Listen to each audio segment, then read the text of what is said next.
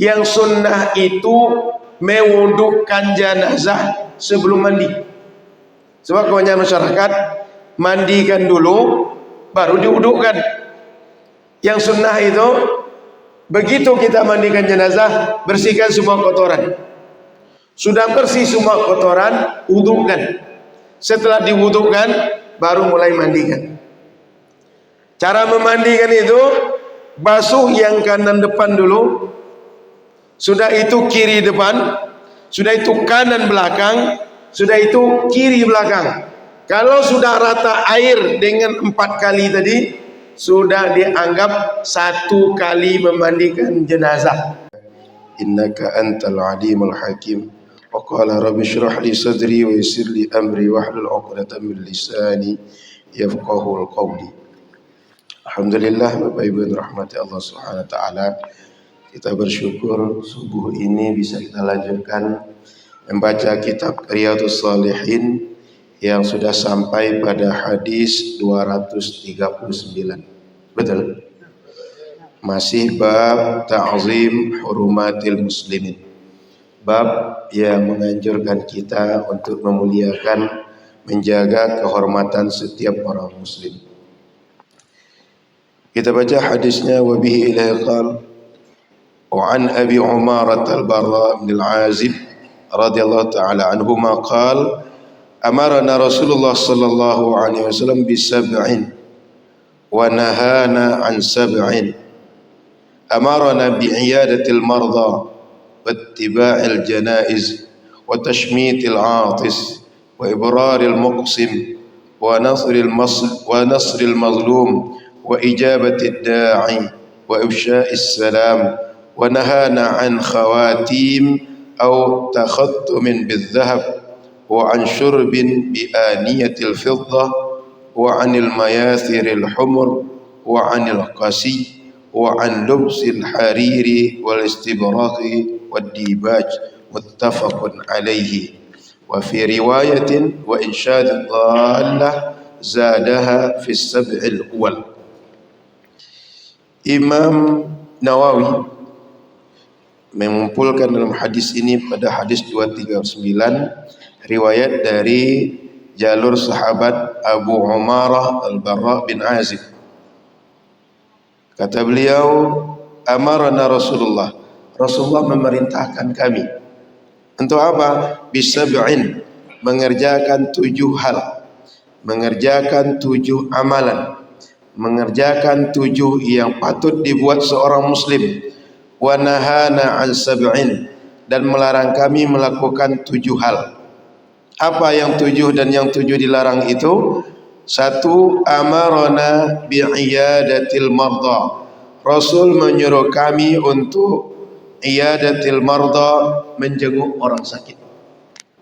Jadi yang pertama, Rasul menyuruh untuk menjenguk orang sakit. Yang kedua, wattiba'il janaiz, mengurus jenazah. Ada orang meninggal, diantar sampai ke kuburannya. Wa tashmitil 'atis, yang ketiga, orang kalau bersin didoakan. Orang baca alhamdulillah, kita balas yarhamukallah. Yang keempat, wa ibraril muqsim. Ibraril muqsim ini menebus sumpah. Kalau ada orang bersumpah, dia bersumpah, demi Allah, kalau saya melakukan ini segala macam, atau kalau saya dapat ini segala macam, saya pasti lakukan ABC. Dia bersumpah. Lalu sumpah tadi ditebus. Wa nasril mazlum. Yang keempat, 5. Yang kelima, menolong orang-orang yang terzalimi. Yang keenam, ijabatid da'i, memenuhi undangan kalau ada undangan. Yang ketujuh, wa ifsya'is salam. Yang ketujuh, menebarkan salam.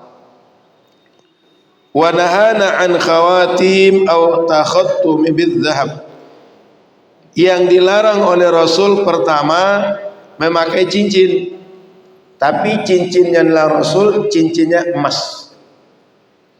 Yang kedua, wa an syurbin bi aniyatil fiddah, minum di tempat bejananya ini dari perak atau dari emas, tempatnya emas atau perak. Yang ketiga, wa anil mayathiril humur. Yang ketiga ini memakai baju berasal dari sutra merah. Yang keempat, wa anil qasi. Qasi ini juga jenis baju berasal dari sutra. Wa an lubsil harir. Yang kelima adalah memakai sutra juga. Jadi mayathirul humur, al-qasi, kemudian harir, istibrak, dibaj, lima-limanya adalah sutra, tapi beda kualitas. Jadi Nabi melarang pertama memakai cincin emas bagi laki-laki, dua minum termasuk makan dari bejana tempatnya dari emas dan perak. Yang ketiga dari 5 poin tadi adalah sutra. Jadi Nabi melarang laki-laki memakai sutra. Muttafaqun alaihi, hadis riwayat Imam Bukhari dan Muslim. Wa fi riwayatin, dalam sebagian riwayat di hadis yang 7 pertama disuruh Nabi tadi sebagai pengganti ibrarul muqsim adalah wa insyadillah. Hadisnya, kalau ada hewan tersesat, tunjukkan atau antarkan kemana kandang daripada hewan yang tersesat tadi. Zadaha fis sab'il awal, ditambahkan oleh periwayat hadis pada 7 suruhan yang pertama, pengganti daripada kalau kita bersumpah, sumpah tadi ditebus.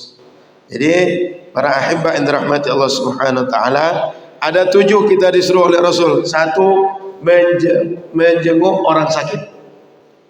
Orang sakit secara psikologis dia merasa jauh dari orang, karena merasa dia tak sama keadaan dengan orang, maka merasa dia sendirian, merasa dia ditinggalkan orang. Sebab orang bisa aktivitas, dia tak bisa. Orang bisa pergi jamaah, dia tak bisa. Orang bisa ke kantor, dia tak bisa. Maka orang yang sedang sakit psikologisnya merasa terasingkan, merasa sendirian. Apalagi kondisi sakit di badan membuat dia tidak merasa nyaman.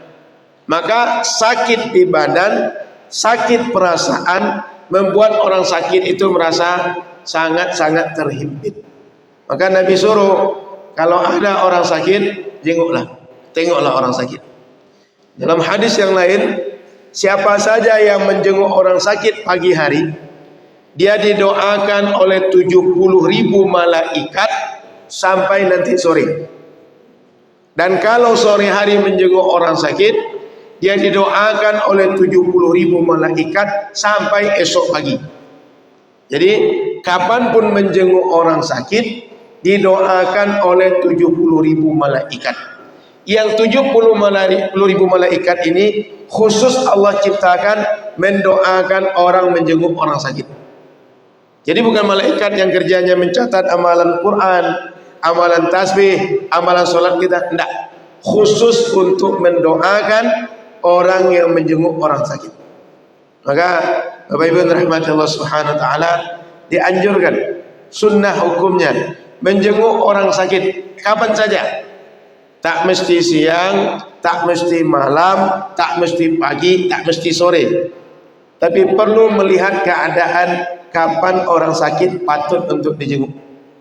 Ada orang kalau dijenguk itu bagusnya malam hari. Sebab kalau siang hari keluarganya tak ada yang menunggu di rumah, pada bekerja. Ada orang yang dia sebaiknya dijenguk siang hari, jangan malam hari, karena kalau malam hari mereka pada istirahat. Ada orang yang dijenguk itu mesti pagi hari, sebab jam kunjung dokter hanya, jam kunjung pasien hanya pagi hari atau sore hari. Maka berkunjung melihat pasien sakit, orang sakit, kapan saja dipersilahkan, dengan memperhatikan kapan orang sakit bisa untuk dikunjungi. Karena setiap orang tak sama, kebiasaan suatu masyarakat tak sama. Boleh jadi di masyarakat kita kebiasaan mengunjungi orang sakit pagi hari, di tempat lain siang hari, tempat lain malam hari. Maka hadis tadi mengatakan kalau pagi hari menjenguk orang sakit, sampai sore hari 70.000 malaikat mendoakan. Kalau sore hari sampai esok pagi 70.000 malaikat mendoakan. Maka silakan menjenguk orang sakit kapan saja, tak terbatas waktunya, apakah pagi saja, apakah sore saja, malam saja, kapan saja silakan. Melihat keadaan orang sakit, melihat bagaimana adat suatu masyarakat, kebiasaan kapan orang sakit biasa dijenguk. Yang kedua, wattiba'il janaiz, mengurusi jenazah. Begitu orang meninggal, maka Bapak Ibu yang rahmati Allah, tugas kita ini terutama keluarga mayit atau orang di dekat orang meninggal. Satu, pastikan dia meninggal. Apakah dia diperiksa nadi atau tengok tanda-tanda yang lain? Yang kedua, kalau sudah pasti dia meninggal, maka tugas kita tutup mata dia. Sebab orang kalau meninggal, mata ini mengikuti arah ruh ditarik oleh Allah. Maka kadang dia melalak ke atas, kadang ke samping, kadang ke bawah, kadang melihat tajam ke depan. Kalau tak ditutup, jelek untuk dilihat. Saya tak terbayang Bapak Ibu, ketika menjenguk orang sakit, mata orang sakit terbuka lebar-lebar, datang kita mengedip sikit, dibalasnya mengedip pula. Maka Bapak Ibu rahmati Allah, Rasul suruh kalau orang sudah meninggal, sudah pasti meninggal, pertama tutup mata dia. Sudah tutup mata. Yang kedua, letakkan dia di tempat yang tinggi. Misal tadi di atas lantai, letakkan tempat yang tinggi. Kalau di kita orang Melayu, biasanya ditaruh di atas dipan, atau ditaruh di tengah rumah, di atas kasur agak ditinggikan sedikit. Orang melayat nanti baru duduk di sekitarnya. Sudah ditaruh tempat yang tinggi. Yang ketiga, taruhnya menghadap ke kiblat. Macam mana maksudnya? Hadapkan kakinya ke kiblat, kepalanya agak tinggikan sedikit. Jadi macam dia menengok macam ini. Ini arahnya ke kiblat. Macam inilah badannya. Begini badannya. Ini kepala ini tekuknya ke arah kiblat. Jadi arahkan ke kiblat. Yang keempat, semua sendi, kalau badan dia tadi misalnya tak lurus, luruskan segera. Boleh jadi kaki dia menekuk, tangan dia menekuk, luruskan segera. Karena orang kalau sudah meninggal, kalau agak lama dibiarkan, semua kelenturan itu akan hilang. Maka kalau sempat tangani seperti ini posisinya, kalau tak segera kita luruskan, dia akan begini terus sampai kita kafani, sampai kita kuburkan. Maka segera sendi-sendi dikembalikan, badan diluruskan. Tak perlu dibuat sedekap, karena dia tak akan sholat. Jenazah tak akan sholat. Yang begini ini orang sholat. Jadi posisinya lurus saja. Sudah itu, sudah diluruskan, sudah sendi-sendi semua diluruskan, taruh benda berat di atas perutnya. Nabi, kalau ada yang meninggal, itu ditaruh besi di atas perutnya. Kenapa?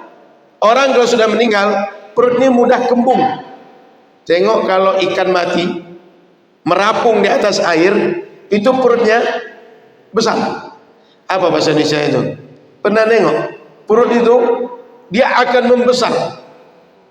Maka supaya dia tidak kembung itu, ditahan dengan benda berat. Kalau zaman Nabi dengan besi. Di kita saya tengok sebagian tempat ditaruh mushaf. Sebagian dengan mushaf Quran. Ditaruh benda berat. Kenapa? Supaya jangan sampai menggelembung dia. Ketika menggelembung, kita semua mengira macam-macam. Oh, ada sihirnya. Oh, ada jinnya. Itu ilmu hitamnya mengamuk sehingga dia naik ke atas. Bukan.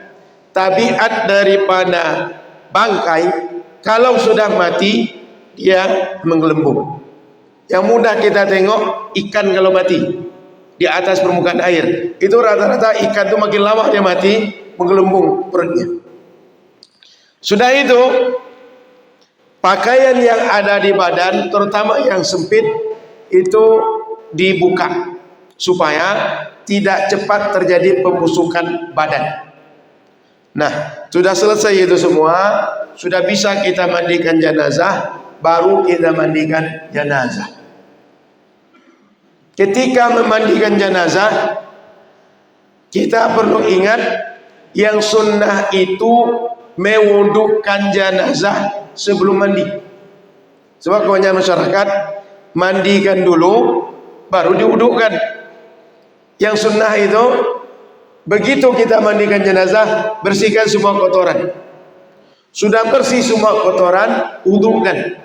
Setelah diwudukkan baru mulai mandikan. Cara memandikan itu basuh yang kanan depan dulu, sudah itu kiri depan, sudah itu kanan belakang, sudah itu kiri belakang.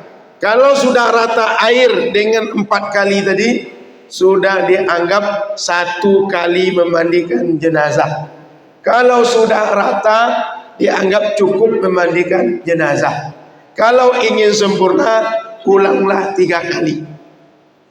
Maka selesai memandikan jenazah. Setelah dimandikan, baru dikafani. Mengkafani jenazah itu minimal pakaian menutup aurat, paling minimal. Bisa lebih menutup sekujur badan. Bisa sempurna, buatlah laki-laki 3 lapis yang besar, tambah di dalamnya ada imamah, tambah ada sarung. Kalau perempuan buat 5, tambah nanti ada baju kurung, tambah jilbab, sehingga 7 lapis semuanya kalau perempuan. Selesai dikafani, baru nanti disolatkan. Sekedar mengingatkan kembali, mensolatkan jenazah itu bisa di hadapan jenazah, bisa gaib. Tak ada jenazah depan kita. Dan gaib ini bisa di atas kuburan atau memang jauh kita dari jenazah. Seperti kemarin meninggal Yazid bin Abdul Qadir Jawas, jamaahnya datang, disolatkan dari atas kuburannya. Ahlus sunnah dari dulu, sebelum orang Wahabi tahu solat jenazah di kuburan, ibadah di kuburan itu tak ada masalah. Kenapa? Ibadah mereka kepada Allah. Mau di masjid, samping masjid, pekarangan masjid, di pasar, pinggir jalan, di lapangan, tidak ada masalah. Yang masalah itu ibadah kepada selain Allah, meskipun di masjid. Saya ulang, meskipun di masjid, kalau menyembah selain Allah musyrik.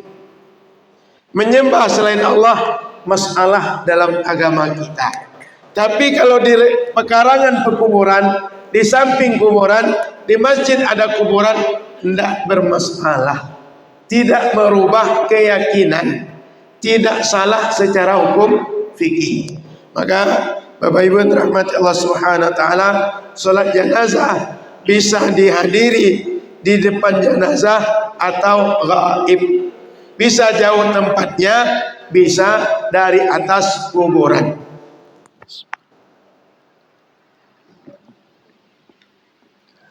Maka setelah selesai disolatkan, kita bawa ke kuburan.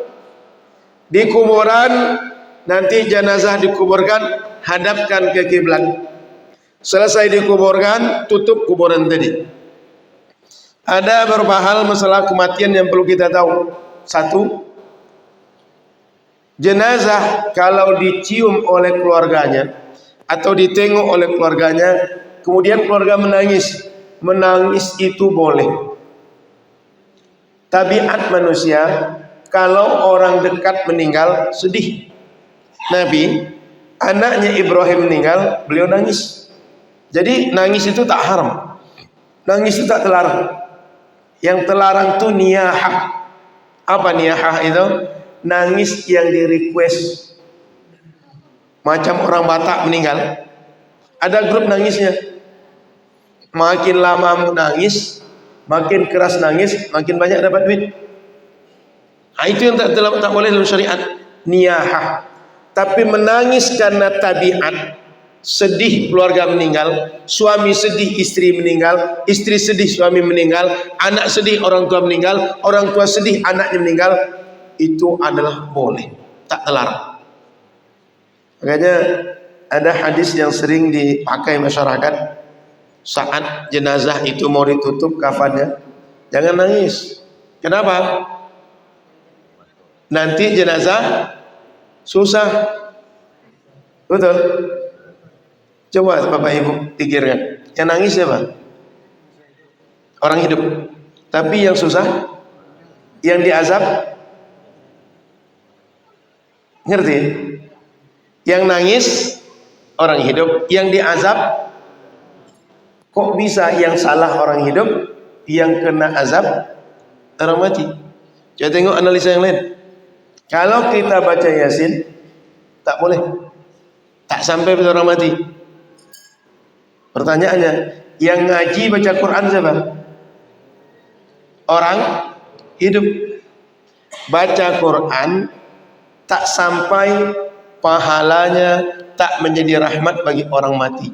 Tapi nangis orang hidup menjadi azab bagi orang mati. Keduanya siapa yang buat? Orang hidup. Tapi giliran azab, orang mati kena dampaknya. Giliran rahmat, orang mati tak dapat. Ngerti Bapak Ibu? Paham dalarnya? Kok bisa bagian azab orang mati jadi susah, bagian baca Quran orang mati tak dapat rahmat? Kira-kira menurut Bapak Ibu lah, tak usah paham dalil, lebih patut mana yang sampai, rahmat atau azab? Nabi Muhammad itu semua akhlaknya sempurna, fisiknya sempurna, tapi tengok yang paling ditonjolkan Quran satu akhlak. Apa dia? Wa ma arsalnaka illa rahmatan lil alamin. Rahmat yang disebutkan spesifik. Apakah Nabi pemaaf? Pemaaf. Apakah Nabi sabar? Sabar. Apakah Nabi membalas keburukan orang dengan kebaikan? Dibalas. Tapi yang menonjol dan diulang-ulang dalam Quran dan hadis satu akhlak. Apa dia? Rahmat.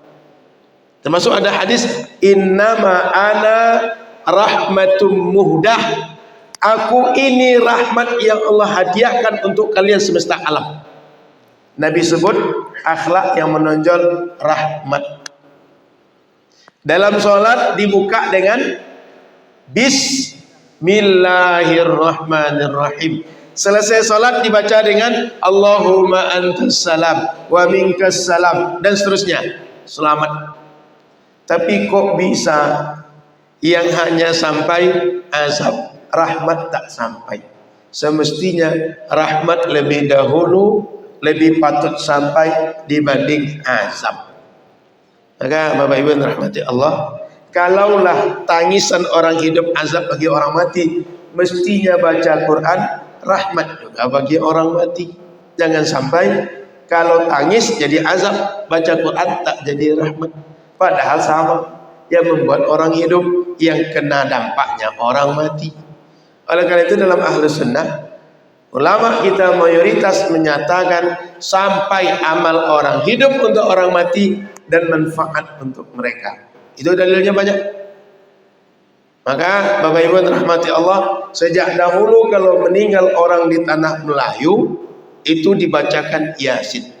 Kenapa Yasin? Ada hadis lebih spesifik, Iqra'u ala mautakum Yasin. Bacakan untuk orang yang sudah meninggal di antara kalian Yasin, surat Yasin. Kemarin ini ketika saya posting di Facebook hadis itu, ada yang bantah. Buya, itu kan untuk orang yang akan mati. Saya tanya balik, itu redaksi hadis mautakum. Yang disebut maut, disebut mayit, orang masih hidup atau sudah mati gitu saja. Bapak Ibu, sepanjang Bapak hidup tahu, jika disebut maut atau mayit atau mati, orang itu masih hidup atau tak bernyawa lagi? Tak ada lagi nyawanya. Redaksi Nabi itu mautakum. Mauta itu maut bahasa kitanya. Orang sudah meninggal. Jadi orang sudah meninggal dibacakan Yasin untuk dia. Itu hadis Nabi. Maka kalau ada yang mengatakan untuk orang sebelum meninggal, kata Imam Al-Qurtubi, Yasin itu, la ilaha illallah itu ditalkinkan, itu dua. Satu, untuk orang sudah meninggal, diperluas maknanya untuk orang ketika akan meninggal. Yang meninggal dia bisa manfaat, apalagi orang belum meninggal, orang hidup. Jadi ada dua itu. Satu, bacakan Yasin untuk orang meninggal. Yang kedua, laqinu mautakum la ilaha illallah. Talkinkan orang sudah meninggal di antara kalian dengan la ilaha illallah. Redaksi hadisnya sama, mautakum, orang sudah meninggal. Jadi Bapak Ibu rahmati Allah Subhanahu wa taala, kalau ada orang menangis boleh, biarkan. Yang tak boleh menangis yang dibuat-buat, yang dipesankan, yang dibayar. Itu niyahah. Tapi menangis karena tabiat boleh. Dan tak menjadi azab bagi mayit. Saya ulang, menangis karena tabiat boleh. Tidak menjadi azab bagi mayit. Tadi soal memandikan, soal menangis. Sudah itu, kalau orang sudah meninggal, itu Nabi mengajarkan talkinkan orang yang sudah dikuburkan tadi itu. Ajarkan kepada dia, fulan, nanti datang dua orang malaikat. Dia akan bertanya, man rabbuka? Man hadzal rajul alladzi ata ilaika? Ditengokkan Nabi Muhammad, ni siapa ni? Ditanya siapa Tuhan kalian, ditengok Nabi Muhammad. Kalau orang beriman dia menjawab, itu adalah Rasulullah, Nabi saya. Tapi kalau orang kafir, orang munafik, dia bilang, saya tidak tahu. Cuma semasa saya hidup, orang pernah bilang ada orang namanya Muhammad. Itu orang kafir, orang munafik, begitu jawabannya. Tapi orang Islam menyebut itu Muhammad Nabi saya. Ajarkan. Dari mana kita melakukan ini? Dari mana dasarnya?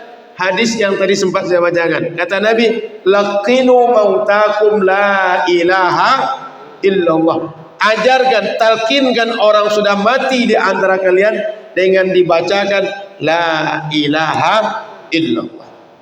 Dan itu dibuat oleh sahabat. Rasul yang ajarkan, kemudian dibuat oleh sahabat. Maka sampai sekarang kalau ada orang meninggal di tanah Melayu ditalkinkan. Kadang orang bilang itu tak manfaat, apa gunanya, orang sudah mati, tak terdengar oleh dia. Bapak Ibu pernah dengar hadis, kalau kita masuk ke kuburan, itu suara sendal kita terdengar oleh mayit. Pernah dengar? Saya tanya satu, lebih jelas mana suara sendal? Kira-kira sendal paling keras bunyi sendal apa? Tangkelek katakan. Kalau kita masuk ke kuburan, injak tanah bunyi itu tidak? Tak bunyi. Tapi suara sendal, selunak-lunak suara sendal terdengar oleh jenazah. Kira-kira kalau suara orang, suara kita terdengar tidak oleh jenazah? Lebih terdengar. Suara sendalnya itu terdengar. Suara manusia lebih terdengar. Sudah itu yang lain. Orang kalau mati, dia itu masih bisa melihat keadaan kita dia masih hidup atau sudah habis betulan semuanya. Orang mati itu dalam Islam, begitu dia mati, dia hanya habis kehidupan dunia. Dia tak mati apakah fisik, ruh dan segala macam, tak mati keseluruhan. Yang dia selesai cuma alam dunia ini. Begitu pindah ke alam barzakh, dia hidup dengan alam barzakh. Bahkan dalam sebagian hadis, para nabi dikubur mereka hidup, wahum yusalluna, bahkan dikubur mereka itu sholat. Dalam hadis, para nabi dikubur mereka hidup, mereka sholat. Dalam Quran, orang syahid, kata Allah, mereka ahyaun, hidup, yurzaqun, dikasih rizki oleh Allah. Maka hidup, suara sendal bisa terdengar, kok bisa suara talqin tak terdengar, tak manfaat? Ngerti nalarnya? Kan kalau kita ke kuburan, suara sendal terdengar, suara talqin tak terdengar. Yang kedua, kalau orang sudah meninggal, apa tadi?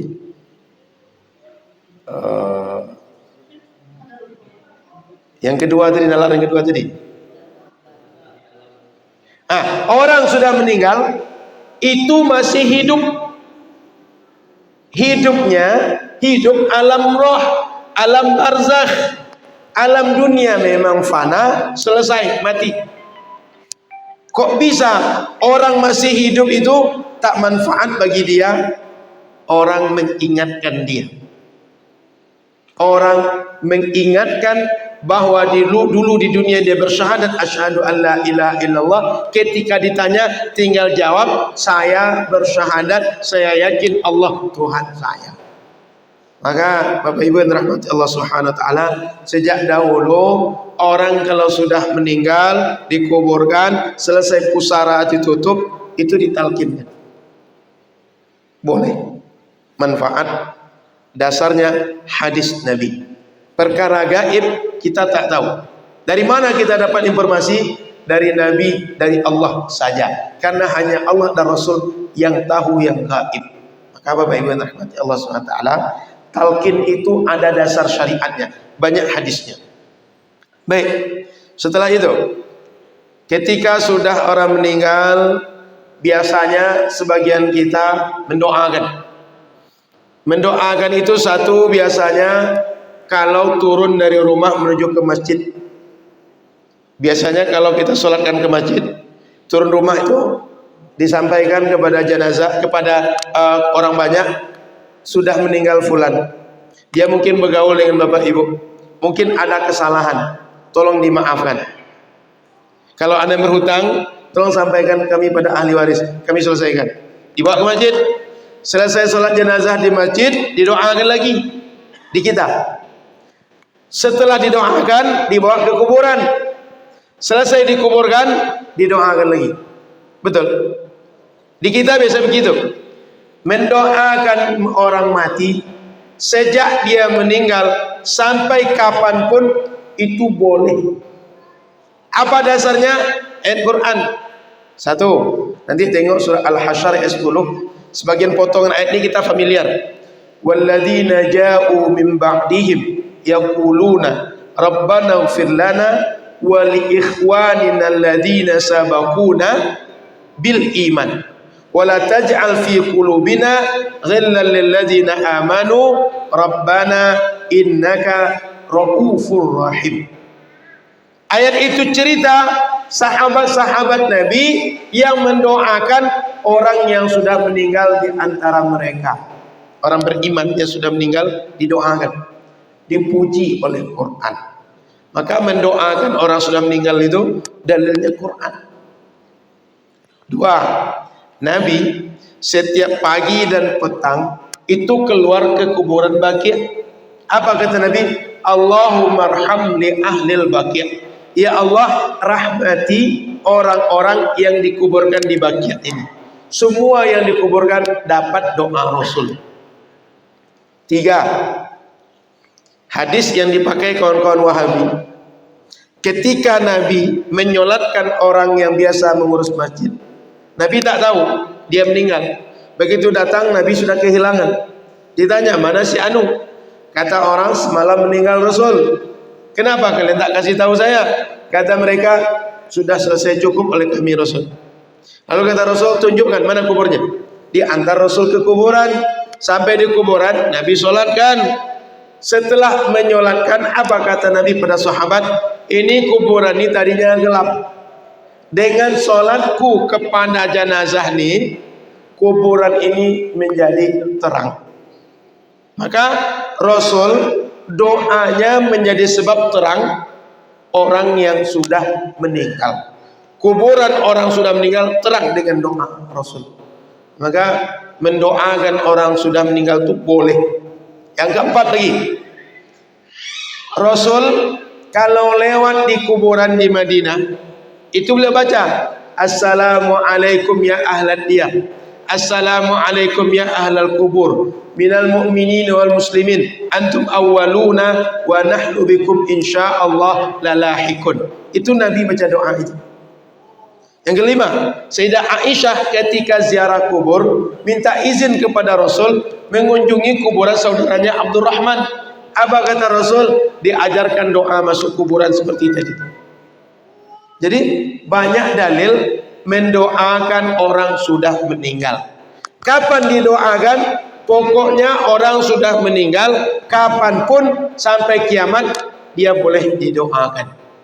Sehingga kalau didoakan ketika dilepas dari rumah menuju masjid, setelah sholat jenazah didoakan, setelah dikuburkan didoakan, boleh.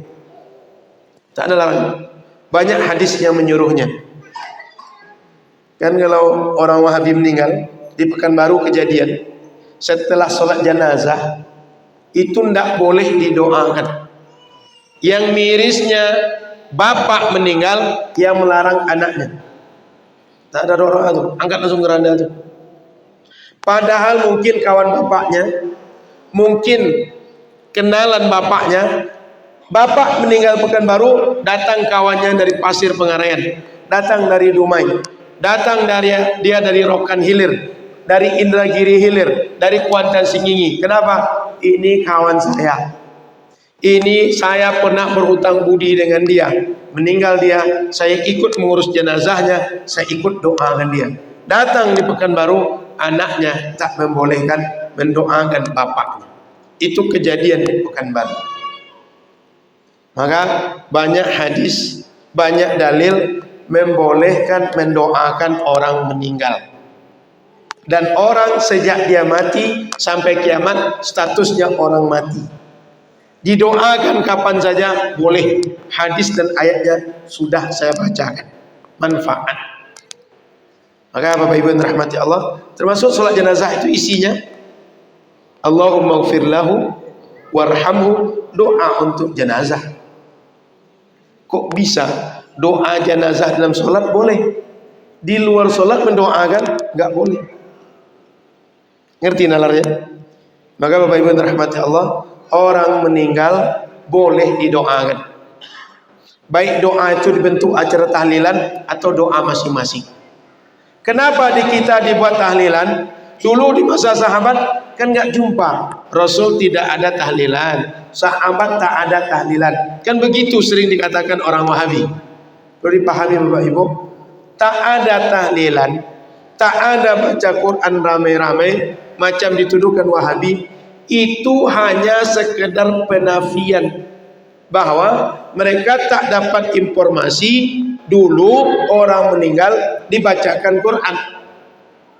Padahal kalau kita tengok dalam kitab-kitab fikih, orang meninggal lalu keluarganya berkumpul, sahabatnya berkumpul, baca Quran, hadiahkan pahala untuk orang mati fi kulli asrin wa misrin. Kata ulama 4 mazhab sudah dibuat di semua generasi, di semua kota pusat peradaban ilmu Islam.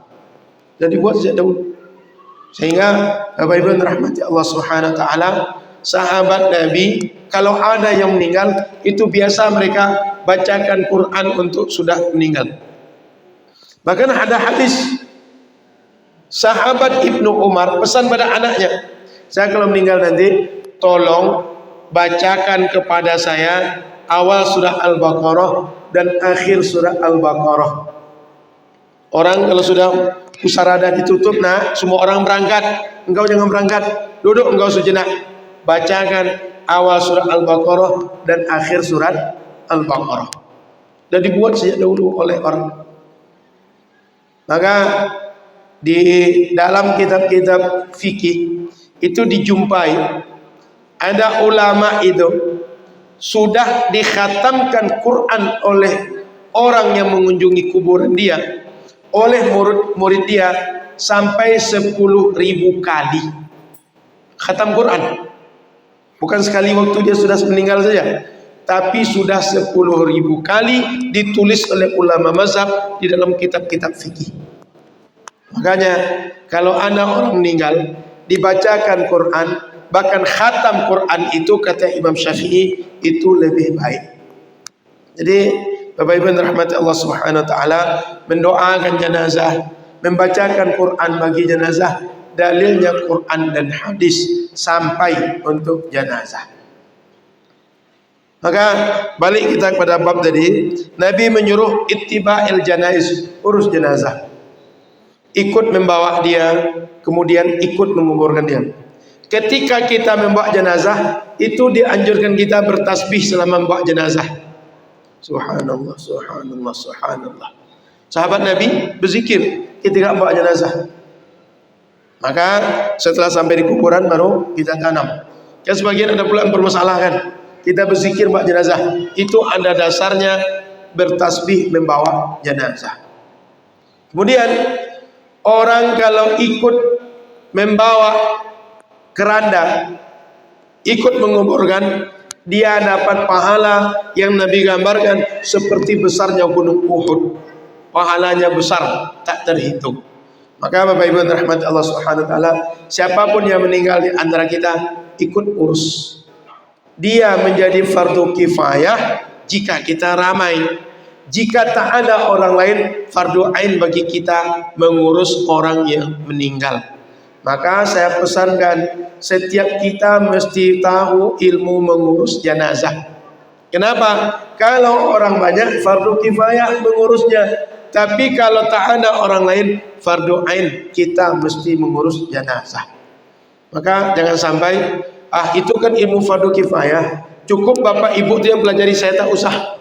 Kan kalau ada orang meninggal bisa beliau saja ngurus, saya kan tak mesti ngurus. Kalau tak ada orang RT tadi, kita RT berapa di sini? Ini RT berapa? RT 2. Meninggal satu orang di RT 2. Yang banyak ngurus saya satu, imam sholat satu. Tidak ada kami berdua. Siapa yang akan ngurus? Orang RT 2 yang berkewajiban ngurus. Kalau tak ada yang ngerti, tak ada yang pandai, tak gugur kewajiban syariat, berdosalah orang satu RT. Tapi kalau dikerjakan oleh satu orang satu di antara dua kami tadi, gugur dosa semua orang satu RT. Maka fardu kifayah itu perlu dipahami, wajib untuk semua orang. Namun sebagian orang jika melakukan menggugurkan kewajiban semua orang. Saya ulang, fardu ain, fardu kifayah itu wajib bagi semua orang. Hanya saja fardu ain wajib setiap orang melakukan. Fardu kifayah cukup sebagian orang menggugurkan semua orang. Tapi coba tak ada orang yang menggugurkan, maka menjadi fardu ain bagi yang lain. Maka jangan sampai fardu kifayah itu cukup dia ngaji, saya tak usah, saya tak perlu, kan ada yang mewakili. Jangan sampai, karena kalau itu terjadi, sempat orang yang ngerti tak melakukan, yang lain menjadi kewajiban melakukan. Bapak Ibu, jangan bayangkan orang meninggal tuh ramai terus orang sekitar kita untuk mengurus. Coba bayangkan nanti terjadi bencana, terjadi nanti musibah, terjadi nanti perang. Hanya kita yang ada dengan jenazah. Siapa yang mengurus dia? Kita yang seorang di situ. Maka ilmu fardu kifayah, saya ingatkan, jangan biarkan hanya orang yang belajar. Setiap kita mesti urus. Setiap kita mesti tahu. Karena ada masanya fardu ain bagi kita. Paham? Dia fardu kifayah kalau orang banyak, tapi kalau tak ada orang lain, fardu ain bagi kita. Lanjut, yang ke-4. Tashmitil atis. Orang kalau bersin baca alhamdulillah, doakan yarhamukallah. Orang yang didoakan balik membalas yahdikumullah wa yuslih balakum. Diajarkan Nabi kita. Kenapa baca alhamdulillah? Karena kalau bersin banyak virus-virus yang keluar. Banyak dalam badan kita menjadi terangsang, sehat badan gara-gara bersin tadi. Maka bersyukur kepada Allah Subhanahu wa taala. Lalu kita pula ikut mendoakan semoga bersin yang keluar tadi bukan bersin menjadi penyakit, tapi bersin yang melepaskan penyakit. Maka kita doakan. Maka orang begitu mendoakan kita, dibalas pula mendoakan orang tadi. Kan kata Nabi, kalau orang buat baik pada engkau, balas kebaikan dia. Tak bisa membalas kebaikan dia, doakan orang buat baik kepada kita. Maka sekarang alhamdulillah banyak kita yang kalau orang buat baik kita balas jazakallah. Semoga Allah balas engkau. Terima kasih, syukran. Balas kebaikan orang. Minimal doa. Bagaimana Ustaz? Orang bersin itu tak baca alhamdulillah. Kita boleh memulai bacalah untuk dia alhamdulillah. Sehingga ingat dia untuk baca alhamdulillah. Jadi kita ingatkan yang tak bersin, mengingatkan agar dia baca alhamdulillah. Dia baca, kita jawab yarhamukallah. Sama dengan kalau kita mau makan. Kadang-kadang kawan kita tuh lupa baca doa. Bacalah agak keras sedikit. Bismillahirrahmanirrahim. Allahumma barik lana. Dengan kita baca keras, orang jadi ingat. Kalau kita tak baca, kawan kita lupa, semuanya tak baca. Jadi kadang-kadang kita menjaharkan bacaan itu, mengingatkan orang lupa, membangkitkan orang yang tak ingat. Maka boleh dibaca dengan agak keras sedikit. Begitu juga orang bersin, dia tak baca alhamdulillah, kita yang baca. Kemudian selanjutnya, ibraril muqsim. Ada orang bersumpah, agar sumpahnya tidak menjadi hutang bagi dia, itu dianjurkan lunasi hutang tadi. Baik dengan cara berpuasa atau dengan cara melepas sumpah yang lain. Disuruh oleh Rasul. Jangan sampai kita sumpah itu tak dilunasi. Yang kelima, nasril mazlum, menolong orang yang dizalimi. Dalam agama kita, yang ditolong itu dua, orang zalim dan orang yang dizalimi. Gimana caranya? Orang zalim diingatkan, disadarkan dia. Dalam agama kita tak boleh buat ini. Dalam agama kita ini terlarang. Orang yang dizalimi ditolong, dilindungi dia. Maka orang yang zalim, orang yang dizalimi, keduanya berhak untuk kita tolong. Cara menolongnya beda-beda, dan agama menyuruh kita tolong kedua-duanya, yang dizalimi dan yang menzalimi. Terutama di sini yang dizalimi tolong oleh kita. Jangan sampai saudara kita dizalimi, kita pula ikut menertawakan, kita pula ikut tertawa, suka, senang, tapi tolonglah yang dizalimi. Yang keenam, ijabatid da'i. Ada undangan orang akikahan, orang khataman, orang khitanan, orang menikah, penuhi undangan. Ada hukum wajib, ada yang sunnah. Hukum asalnya sunnah, tapi ada yang wajib memenuhi undangan nanti. Maka Bapak Ibu rahmati Allah, setiap ada undangan, selagi bisa, tak ada udzur, penuhilah. Baik undangan orang menikah, undangan acara apa saja, termasuk orang naik rumah, orang berangkat haji, orang berangkat umrah, orang berangkat pergi menuntut ilmu, apa saja, penuhi undangan. disuruh oleh syariat. Dulu orang Melayu asal ada acara apa saja itu dibacakan marhaban, barzanji. Saya Ahad kemarin ke Bangkinang hadiri nikah Tengku Dedi. Tengku Dedi ini kawan Tuan Guru kita, kawan kami juga, sama-sama di tabung wakaf umat. Begitu sudah selesai prosesi pernikahan, pengantin sudah duduk di tempat pelaminan yang disediakan, dilakukan tepung tawar. Tepung tawar tadi diiringi dengan barzanji. Dan memang begitu di orang Melayu sejak dahulu. Acara khitanan, acara akikahan, acara merisi atau pergi meminang, acara lamarannya, acara bainai, acara akad nikah, itu marhaban dibaca, barzanji dibaca. Tidak hanya maulid, tidak hanya Rabiul Awal, tapi Rabiul Awal dan bulan lain dibacakan barzanji. Ada mahalul qiyam, ada mahalul qiyam orang berdiri, ada yang baca duduk. Di sini kemarin waktu maulid di tempat Tuan Guru Selasa malam hadir semua. Waktu berdiri semua. Kalau ada orang bertanya, apa gunanya berdiri ketika mahalul qiyam? Apa dalilnya? Saya jelaskan begini, agar nanti orang bertanya bisa jawab. Di dalam kitab Adabul Mufrad, Imam Bukhari mengarang kitab Adabul Mufrad, itu jelaskan ada hadis Rasul kalau masuk ke rumah Sayyidah Fatimah, anak Rasul, itu Sayyidah Fatimah tegak menyambut Rasul, berdiri. Datang Rasul, kemudian dia datang ke dekat Rasul, diambilnya tangan Rasul, dia salami, dia cium tangan Rasul, kemudian Rasul dibawa duduk, ayah, abah, duduklah abah. Jadi Rasul kalau datang ke rumah Sayyidah Fatimah disambut oleh beliau.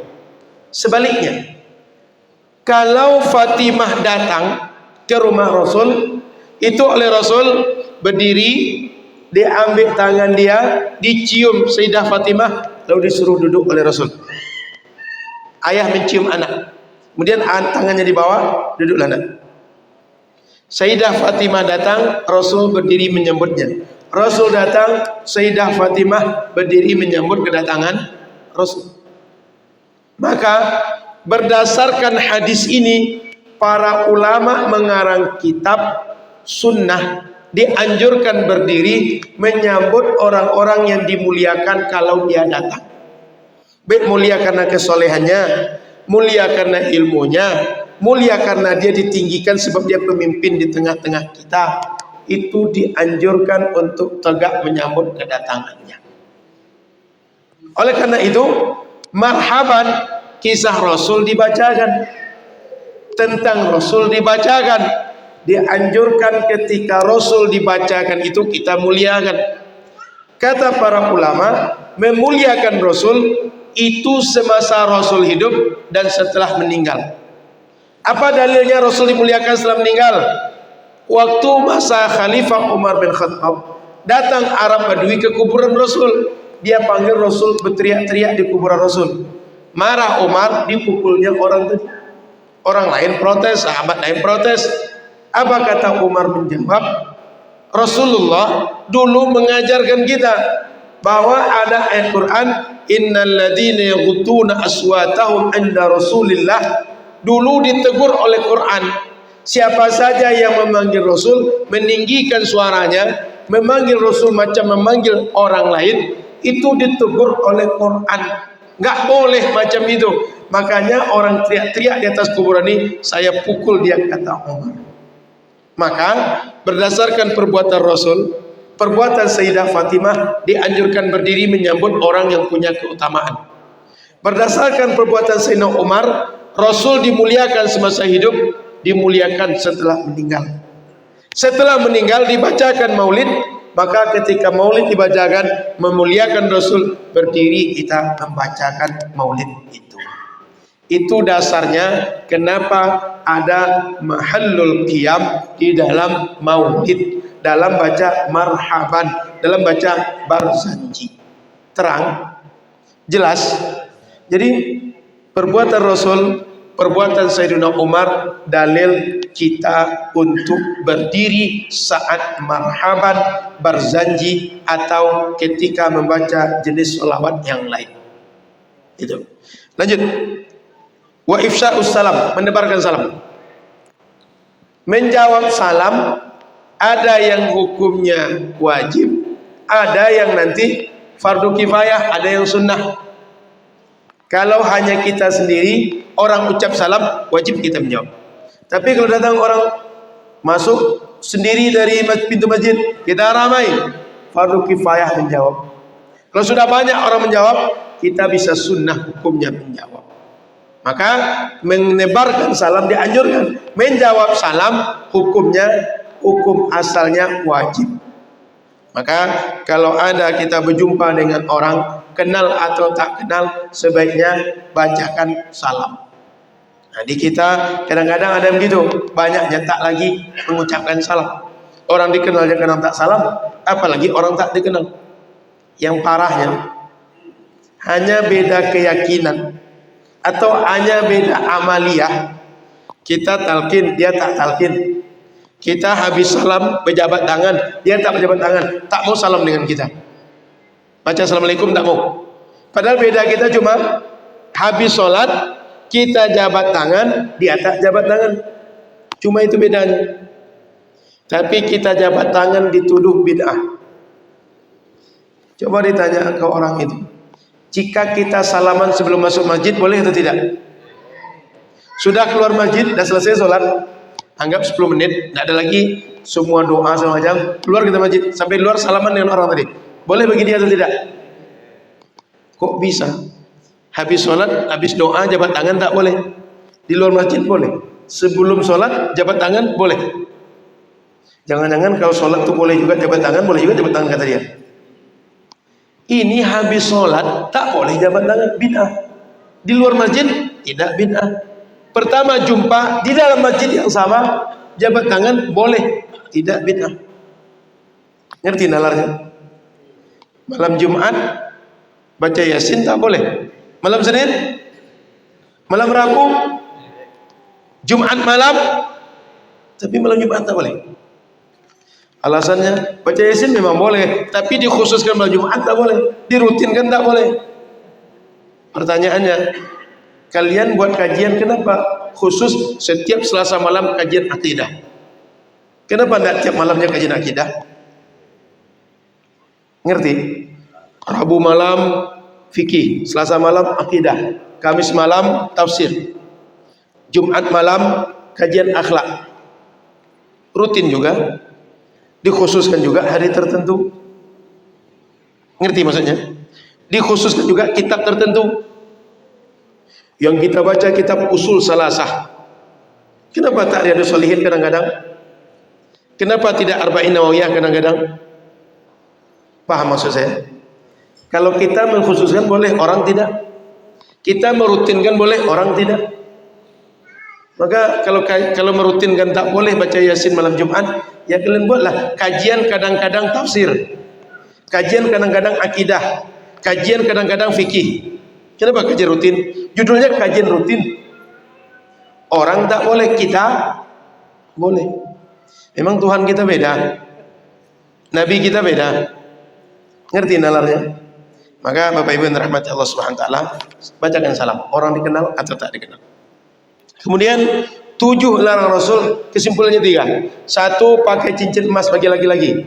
Ini cuma warnanya yang emas, tapi bukan emas. Dikasih orang. Karena dikasih orang itulah masih senang dipakai. Baru malam Jumat malam kemarin dikasih orang. Ini kabarnya kalau dijual 10 miliar harganya. Makanya dipakai terus, takut hilang. Nanti dimainkan Abdul hilang pula nanti. Jadi pakai cincin bagi laki-laki boleh. Kenapa ini jari manis? Sebab di kelingking terlalu besar. Kiri atau kanan terlalu besar. Dipakai ini sempit pula. Cuma kalau tak dipakai hilang pula nanti. Pakai yang sesuai saja. Sunnah pakai jari itu di kelingking. Sebagian mengatakan kiri, tapi yang banyak ulama mengatakan kelingking kanan. Itu sunnahnya. dan tak boleh memakai cincin ini emas, tapi boleh besi, kuningan, dan perak dan lain-lain. Emas yang tak boleh laki-laki. Sudah itu yang kedua, memakai baju sutra. Sutra jenis apapun, terutama yang sutra itu dominan dibanding dasar lain. Kan kadang sutra dicampur. Yang dominan sutra atau sutra keseluruhan, laki-laki tak boleh, perempuan boleh. Emas perempuan boleh, laki-laki tak boleh. Tak hanya cincin, semuanya tak boleh. Kemudian kita memakai bejana, apakah gelas, piring, tadah, kemudian gayung kalau kita berwudu, kemudian ember menampung air, apa saja bejana dari emas dan perak itu tak boleh. Kalau seandainya kita pakai, haram hukumnya. Jadi tak boleh pakai emas untuk benda-benda seperti itu. Wallahu a'lam. Kita lanjut menjawab pertanyaan yang masuk. Berarti